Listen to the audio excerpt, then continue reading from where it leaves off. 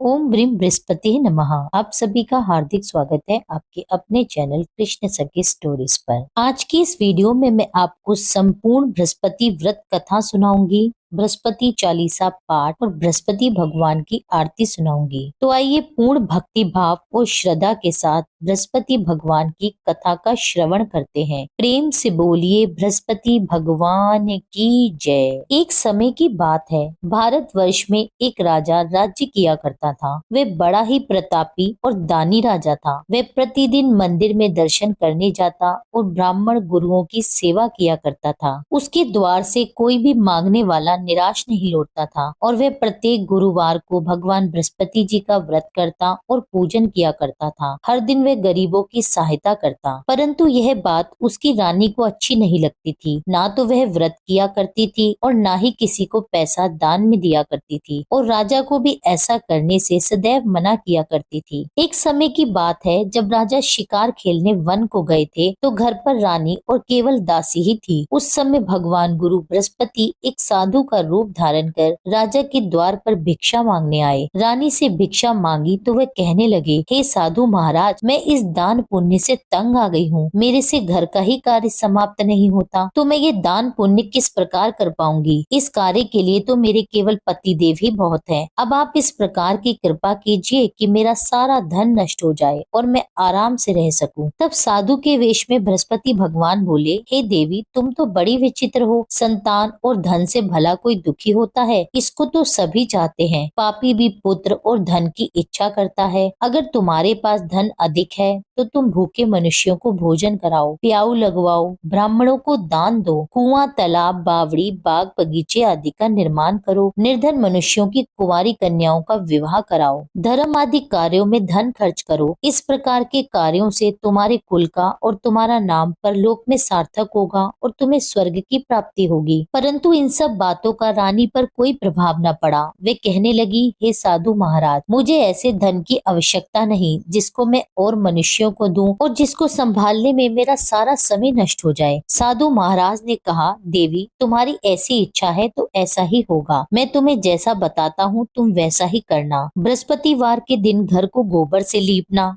अपने बालों को धोना और बाल धोते समय स्नान करना, भोजन में मांस मदिरा खाना, कपड़ा धोबी के हाथ धुलने को डालना। इस प्रकार 7 बृहस्पतिवार करने से तुम्हारा सब धन नष्ट हो जाएगा। यह कहकर वे साधु महाराज वहां से अंतर्ध्यान हो गए। रानी ने साधु के कहने के अनुसार ही किया। 3 बृहस्पतिवार ही बीते थे कि उसकी समस्त धन संपत्ति नष्ट हो गई और भोजन के लिए दोनों समय परिवार तरसने लगा तथा सांसारिक भोगों से दुखी रहने लगा। तब वह राजा रानी से कहने लगा, हे रानी, तुम यहाँ पर रहो, मैं दूसरे देश को जाता हूँ, क्योंकि यहाँ पर मुझे सभी मनुष्य जानते हैं, इसलिए मुझे कोई कार्य नहीं देगा। देश चोरी परदेश भिक्षा बराबर है। ऐसा कहकर राजा परदेश चला गया। वहाँ जंगल में जाता, लकड़ी काट कर लाता और शहर में बेचता। इस तरह वह अपने दिन व्यतीत करने लगा। इधर राजा के बिना रानी और दासी दुखी रहने लगे। किसी दिन भोजन मिलता और किसी दिन जल पीकर ही रह जाती। एक समय रानी और दासी को 7 दिन बिना भोजन के व्यतीत हो गए। तो रानी ने अपनी दासी से कहा, दासी, यहाँ पास के ही नगर में मेरी बहन रहती है, वह बड़ी धनवान है, तू उसके पास जा और वहाँ से 5 सेर भेजर मांग कर ला, जिससे कुछ समय के लिए हमारा गुजारा हो जाएगा। इस प्रकार रानी की आज्ञा मानकर दासी रानी की बहन के पास गई। उस समय रानी की बहन पूजन कर रही थी, क्योंकि उस रोज बृहस्पतिवार का दिन था। जब दासी ने रानी की बहन को देखा तब उससे बोली, हे रानी, मुझे तुम्हारी बहन ने भेजा है, मुझे 5 सेर भेजर दे दो। इस प्रकार दासी ने कई बार कहा, परंतु रानी ने कोई उत्तर नहीं दिया, क्योंकि उस समय वह बृहस्पतिवार की कथा सुन रही थी। इस प्रकार जब दासी को किसी भी प्रकार का कोई उत्तर नहीं मिला तो वह बहुत दुखी हो गई और दुखी मन से रानी के पास लौट आई और कहने लगी, रानी, आपकी बहन तो बहुत धनी है, परंतु वे छोटे लोगों से बात नहीं करती। मैंने उन्हें कई बार कहा तो उन्होंने कोई उत्तर नहीं दिया, तो मैं वापस चली आई। रानी बोली, हे दासी, उसका कोई दोष नहीं है। जब बुरे दिन आते हैं तब कोई सहारा नहीं देता। अच्छे बुरे का पता विपत्ति में ही लगता है। जो ईश्वर की इच्छा इच्छा होगी वही होगा, यह सब हमारे भाग्य का दोष है। इधर उस रानी की बहन ने सोचा कि मेरी बहन की दासी आई थी, किंतु मैं तो उससे कुछ बोली नहीं, इससे तो वह बहुत दुखी हुई होगी। यह सोच कथा को सुन और विष्णु भगवान का पूजन समाप्त कर वह रानी अपनी बहन के घर चल दी और आकर अपनी बहन से कहने लगी, हे बहन, मैं बृहस्पतिवार का व्रत कर रही थी। जब तुम्हारी दासी आई थी तब मैं कथा सुन रही थी, और जब कथा सुनते हैं तब ना तो उठते हैं और ना ही बोलते हैं, इसलिए मैं नहीं बोली।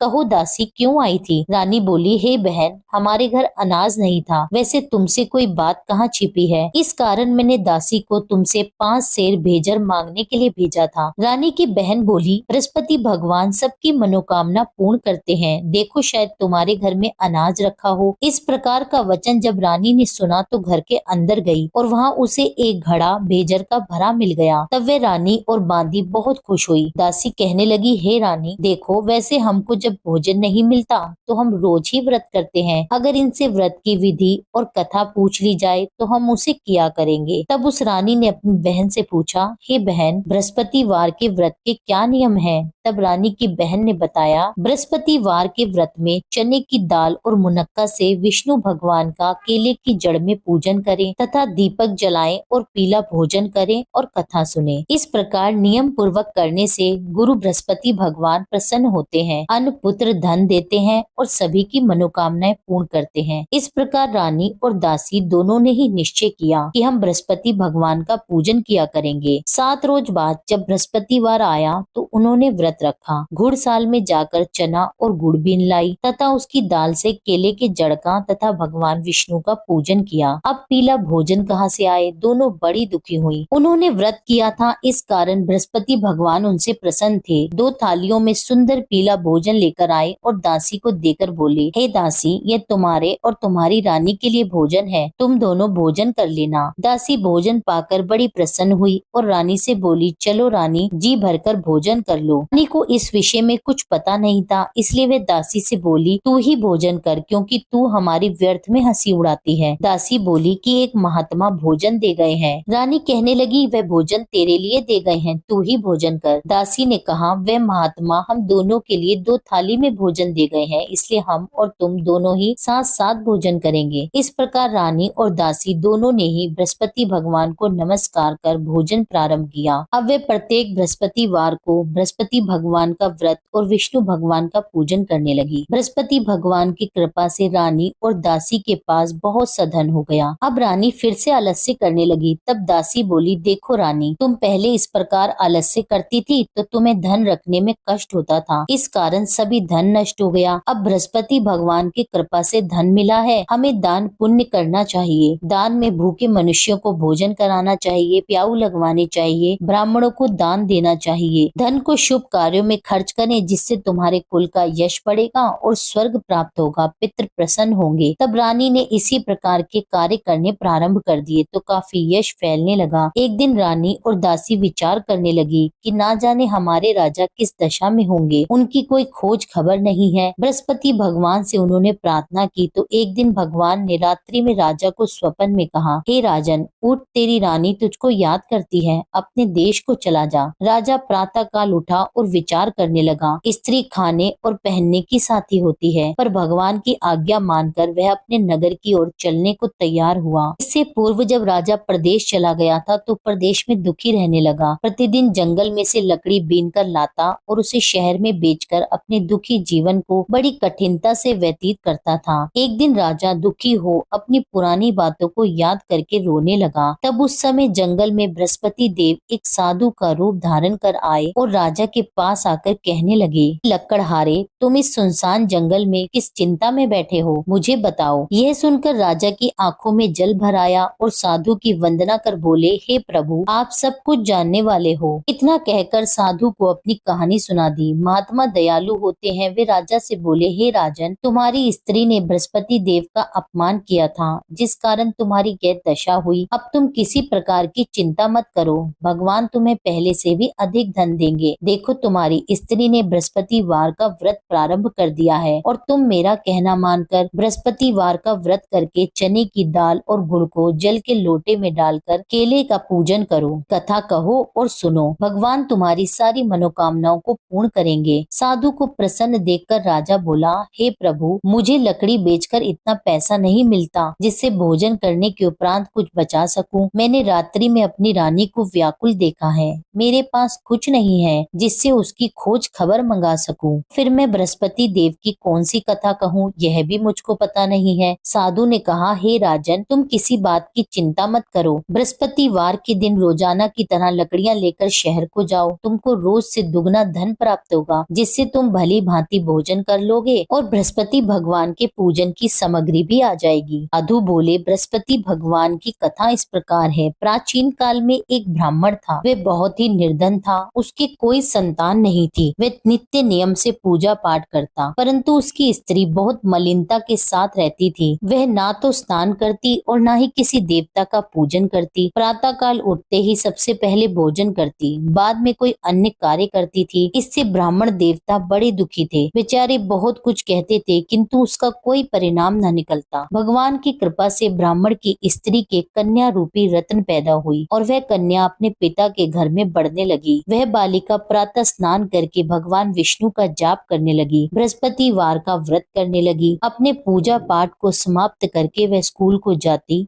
तो अपनी मुट्ठी में जौ भरकर ले जाती और पाठशाला जाने के मार्ग में डालती जाती। वही जौ स्वर्ण के हो जाते और लौटते समय उनको बीनकर घर ले आती। एक दिन वह बालिका सूप में सोने के जौ को फटक कर साफ कर रही थी, तो उसकी माँ ने देख लिया और कहा, हे बेटी, सोने के जौ को फटकने के लिए सोने का सूप होना चाहिए। दूसरे दिन बृहस्पतिवार था। इस कन्या ने व्रत रखा और बृहस्पति भगवान से प्रार्थना करके कहने लगी, हे प्रभु, यदि मैंने आपकी पूजा सच्चे मन से की हो तो मेरे लिए सोने का सूप दे दो। बृहस्पति देव ने उसकी प्रार्थना स्वीकार कर ली। रोजाना की तरह वह कन्या जौ फैलाती हुई स्कूल को गई और जब लौटकर जौ बीन ही रही थी तो बृहस्पति देव की कृपा से रास्ते में सोने का सूप मिला। वह सोने के सूप को लेकर घर गई और उससे जौ साफ करने लगी, परंतु उसकी माँ का वही ढंग रहा। एक दिन की बात है, वह कन्या सोने के सूप से जौ साफ कर रही थी। उस समय उस शहर का राजपुत्र वहां से होकर निकला। इस कन्या के रूप और कार्य को देखकर वह मोहित हो गया और अपने घर आकर भोजन और जल त्याग कर उदास होकर लेट गया। राजा को जब इस बात का पता लगा तो वह अपने मंत्रियों के साथ अपने पुत्र के पास गए और बोले, हे पुत्र, तुम्हें किसी बात का कष्ट है? किसी ने तुम्हारा अपमान किया है क्या, या कोई और कारण है? सो कहो, मैं वही कार्य करूंगा जिससे तुम्हें प्रसन्नता हो। राजकुमार ने अपने पिता की बातें सुनी तो वह अपने पिता से कहने लगे, हे पिताजी, आपकी कृपा से मुझे किसी बात का दुख नहीं है और ना ही किसी ने मेरा अपमान किया है, परंतु मैं उस लड़की के साथ विवाह करना चाहता हूँ जो सोने के सूप में जौ साफ कर रही थी। यह सुन राजा भी आश्चर्य में पड़ गया और बोला,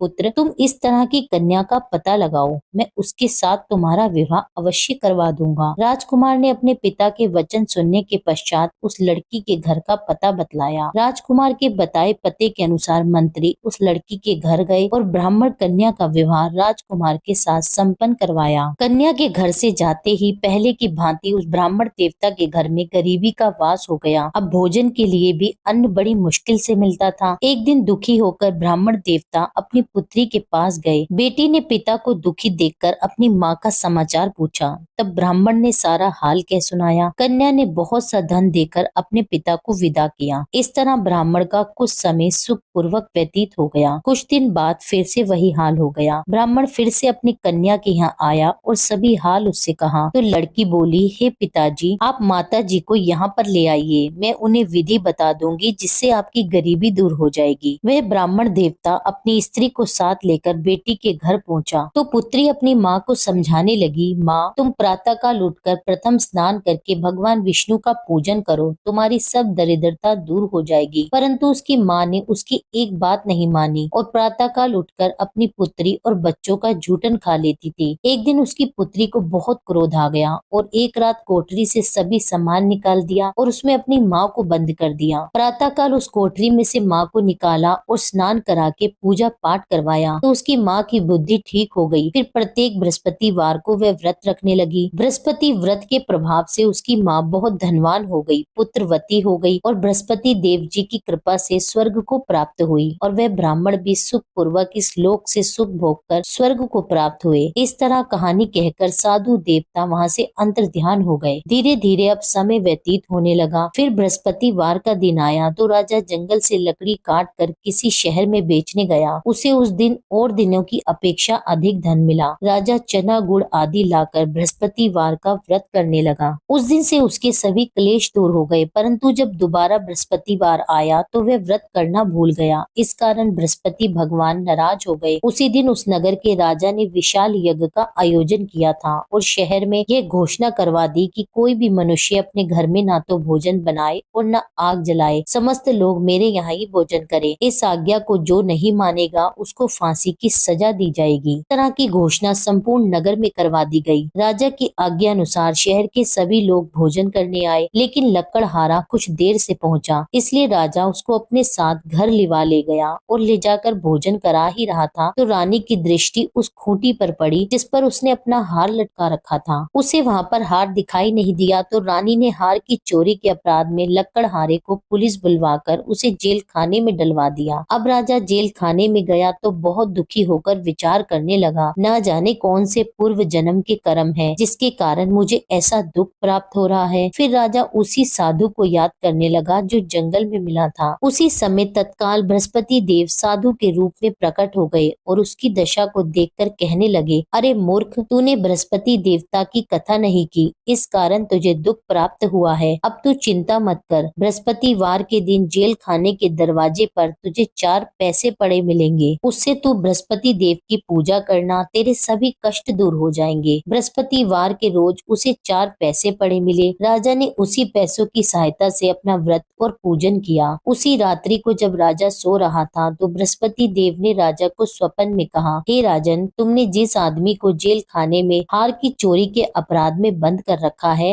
वह निर्दोष है, वह राजा है, उसे छोड़ देना। रानी का हार उसी खूंटी पर लटका हुआ है, अगर तू ऐसा नहीं करेगा तो मैं तेरे राज्य को नष्ट कर दूंगा। राजा प्रातःकाल उठा तो रानी का हार खूंटी पर टंगा देखकर लकड़हारे को बुलाकर उससे क्षमा मांगी तथा राजा को योग्य सुंदर वस्त्र आभूषण देकर विदा किया। भगवान बृहस्पति देव की आज्ञा अनुसार राजा अपने नगर को चल दिया। राजा जब नगर के निकट पहुंचा तो उसे बड़ा ही आश्चर्य हुआ। नगर में पहले से भी अधिक बाग, तालाब, कुएं, मंदिर तथा बहुत सी धर्मशाला बने हुए थे। राजा ने पूछा कि यह किसका बाग और धर्मशाला है। तब नगर के सब लोग कहने लगे कि यह सब रानी और दासी का है। तो राजा को बड़ा आश्चर्य भी हुआ और गुस्सा भी आया। जब रानी ने यह खबर सुनी कि राजा आ रहे हैं तो उसने अपनी दासी से कहा, हे दासी, देख राजा हमें कितनी बुरी दशा में छोड़ गए थे, वह हमारे ऐसे हालात देखकर कहीं लौट न जाए, इसलिए तू द्वार पर ही खड़ी हो जा। रानी की आज्ञा सुनकर दासी द्वार पर ही खड़ी हो गई। जब राजा आए तो उन्हें अपने साथ लिवा लाई। तब राजा ने क्रोध करके अपनी तलवार निकाली और पूछने लगा, यह बताओ तुम्हें यह धन कैसे प्राप्त हुआ। तब रानी ने कहा कि यह सब धन बृहस्पतिवार के व्रत के प्रभाव से मिला है। तब राजा ने निश्चय किया कि 7 रोज बाद तो सभी बृहस्पति देव का पूजन करते हैं, परंतु मैं रोजाना दिन में 3 बार कहानी कहा करूंगा और रोज व्रत किया करूंगा। अब हर समय राजा के दुपट्टे में चने की दाल बंधी रहती तथा दिन में 3 बार कहानी कहता। एक रोज राजा ने विचार किया कि चलो अपनी बहन के यहाँ आवे। इस तरह निश्चय कर राजा घोड़े पर सवार हो अपनी बहन के यहाँ जाने लगा। मार्ग में उसने देखा कि कुछ आदमी एक मुर्दे को लिए जा रहे हैं, तो उन्हें रोक कर राजा कहने लगा, भाइयों, मेरी बृहस्पतिवार की कथा सुन लो। वे बोले, लो, हमारा तो आदमी मर गया है और इसको अपनी कथा की पड़ी है। परंतु कुछ आदमी बोले, अच्छा कहो, हम तुम्हारी कथा भी सुनेंगे। राजा ने दाल निकाली और जब आधी ही कथा हुई थी कि कि मुर्दा हिलने लगा और जब कथा समाप्त हुई तो राम राम कहकर वह मनुष्य खड़ा हो गया। आगे मार्ग में उसे एक किसान खेत में हल चलाता हुआ मिला। राजा ने उसे देखा और उससे बोला, अरे भाइयों, तुम मेरी बृहस्पतिवार की कथा सुन लो। किसान बोला, जब तक मैं तुम्हारी कथा सुनूंगा तब तक तो 4 हरिया जोत लूंगा। जा अपनी कथा किसी और को सुनाना। इस तरह राजा आगे चलने लगा।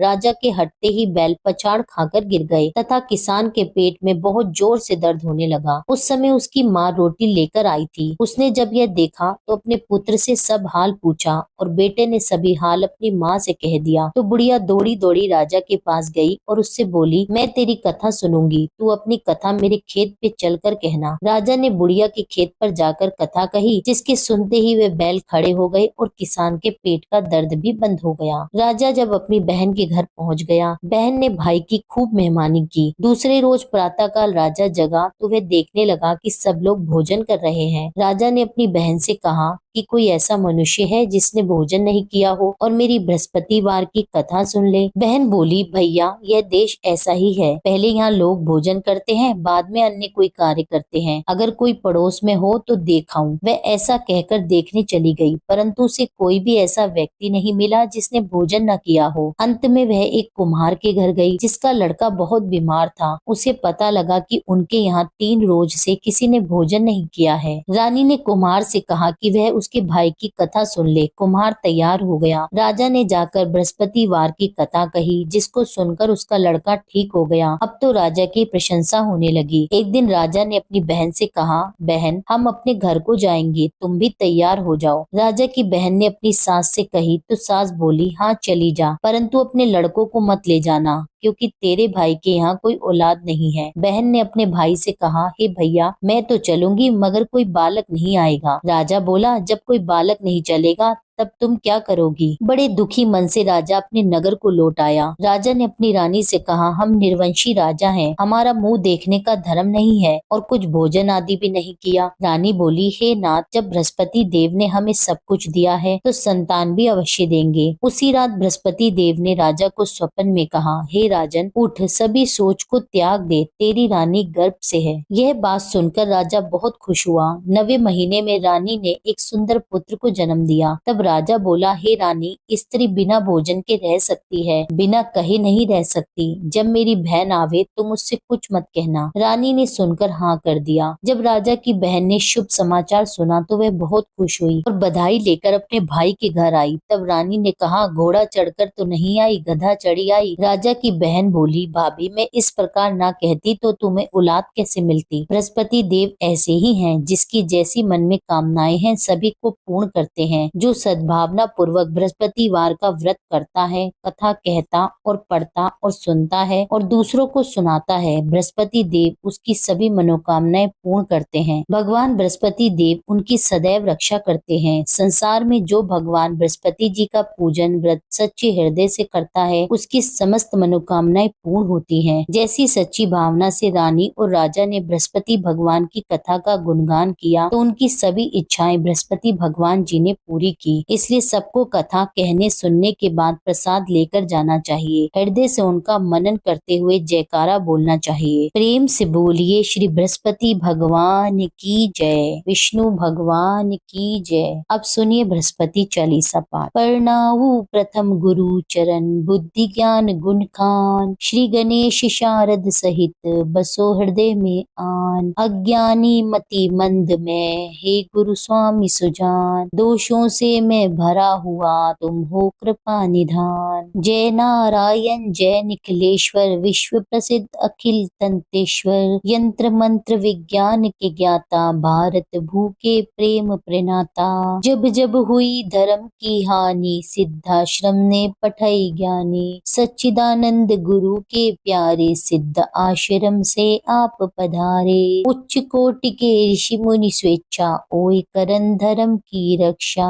अब अब की बार आपकी बारी, त्राहि त्राहि है धरा पुकारी। मरुंधर प्रांत खरंटिया ग्रामा, मुल्तान चंद पिता करनामा। शेष शाही सपने में आए, माता को दर्शन दिखलाए। रूपा देवी मातु अति धार्मिक, जन्म भयो शुभ 21 तारीख। जन्म दिवस तिथि शुभ, साधक की पूजा करते आराधक की। जन्म वृतंत सुनाए नवीना, मंत्र नारायण नाम करि दीना। नाम नारायण भव भय हारी, सिद्ध योगी मानव तन धारी। ऋषिवर ब्रह्म तेज से उर्जित, आत्म स्वरूप गुरु गौरवंतित। एक बार संग सखा भवन में, करी स्नान लगे चिंतन में। चिंतन करत समाधि लगाई, सुध बुधहीन भय अनुरागी। पूर्ण करी संसार की रीति, शंकर जैसे बने गृहस्थी। अद्भुत संगम प्रभु माया का, अवलोकन है विधि छाया का। युग युग से भव बंधन रीति, जहाँ नारायण वाही भगवती। सांसारिक मन हुए अति गलानी, तब हिमगिरी गमन की ठानी। 18 वर्ष हिमालय घूमे, सर्व सिद्धिया गुरु पग चूमे। त्याग अटल सिद्धाश्रम आसन, कर्म भूमि आए नारायण।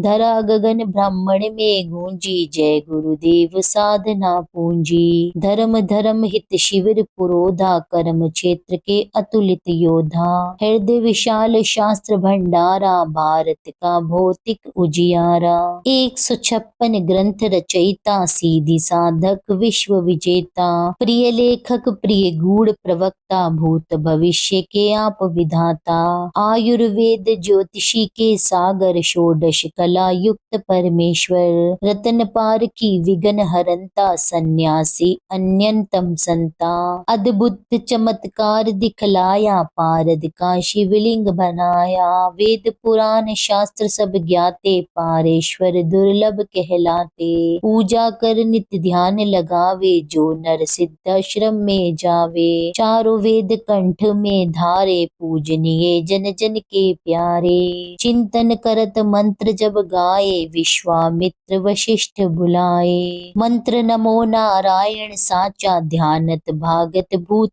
पिचाशा। प्रात कल करहि निखिलायन, मन प्रसन्न नित तेजस्वी तन।